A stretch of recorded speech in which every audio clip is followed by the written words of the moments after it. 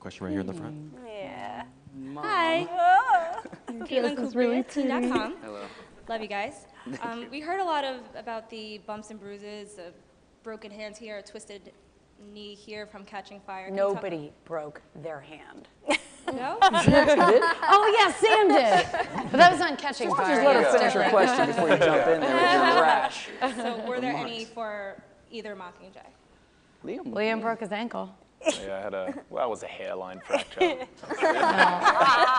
was nothing too. There's an ambulance. Still fucked the whole day up, whatever it was. It certainly did, didn't it? Yeah. Almost the rest of the shoot, too. So we 3 were weeks filming a away scene from where shooting. You knocked me out, man. Oh, One time, remember you hit me in the side of the face with it. I felt really bad Yeah, about that. that thing was hard. Yeah, I understand. I'd probably feel bad about it too if I were you. But you did it so many times, like it was bound to happen. But, you know, it looks good on screen. And that's all that matters. The cameras are rolling.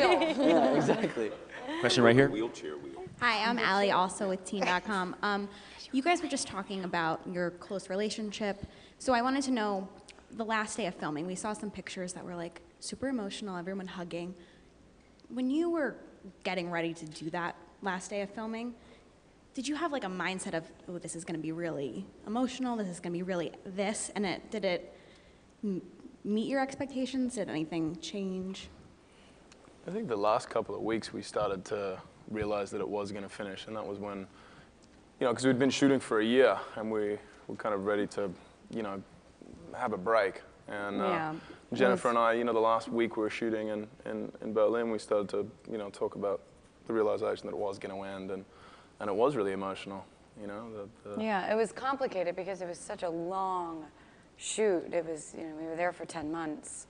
And it was hard and exhausting. So there was like a part of smelling the barn and, wanting to wrap just so we could give our bodies a break, but realizing that when it was over, we weren't gonna, we always have that. And then we go and we do other stuff, and then we come back and we have each other again. And realizing that was gonna be gone, it was just so complicated. It was such a complicated mix of feelings, because it was like relief on one end because we were exhausted, but so sad to never, we're still best friends. We still see each other all the time, way too much.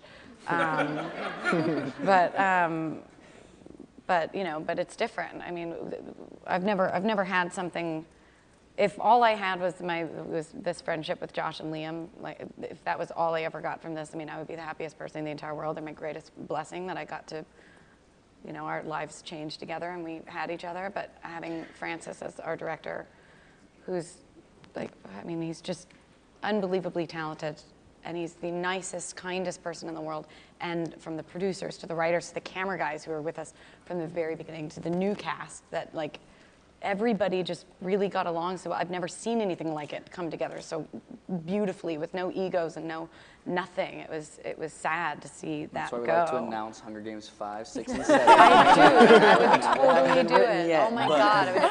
I don't know what happened do a web series. with the casting or with what happened with this movie, but it was like a miracle with all of the people. So it was heartbreaking. I thought I was going to be relieved because I was so tired, and then they called rap, and I just started sobbing. Yeah. Question here.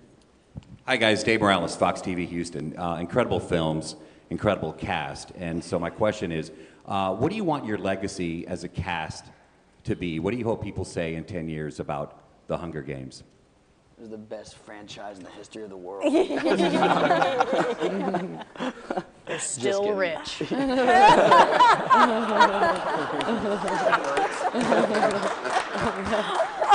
Let's see.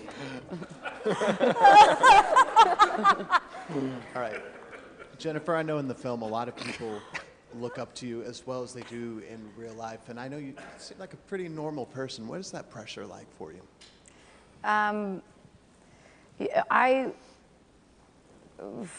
have an amazing group of people around me that I make my world. I surround myself with no people, and people who are constantly telling me no and stop acting like that and you look terrible. Honest, no, but honest, real people. My publicists I've had since I was 16 years old. They've watched me grow up. They know me and genuinely do love me. I know it sounds crazy, but my agents I've had since I was 17. I have an amazing group of friends that are not in the business, that I've been friends with for years before any of this happened, that I trust. Because something strange does happen that you don't expect when you become famous. It's a very tiny thing that makes a big emotional difference. It's just the way that people look at you, because I don't feel any different. And so sometimes when you go out and you're surrounded with and you see the way that people look at you, it just kind of makes you feel alienated and kind of odd. So I try to surround myself with people who never look at me that way and never fake laugh at my jokes and keep me. It's funny because my friend is actually trying to interview to find me an assistant, and one of the most important things, she's like, Jennifer hates fake laughs. Never chortle, never fake laugh. But yeah, I don't have fake people around me, and Josh and Liam. Oh, it's so funny. I'm gonna throw in a question Are from. awful to me.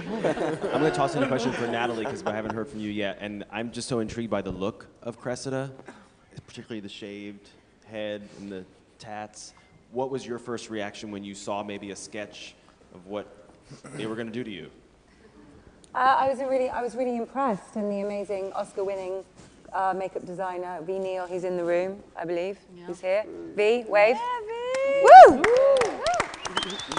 V looks after Jen a lot, and Jen and I were in the makeup trailer a lot together every morning, getting stuff done, 2 hours. I was there when you shaved your head. You were? I was like, dude, are you sure? Oh my God, oh my God. Yeah, you were, actually. Yeah, you were really supportive. Hair and makeup were very supportive.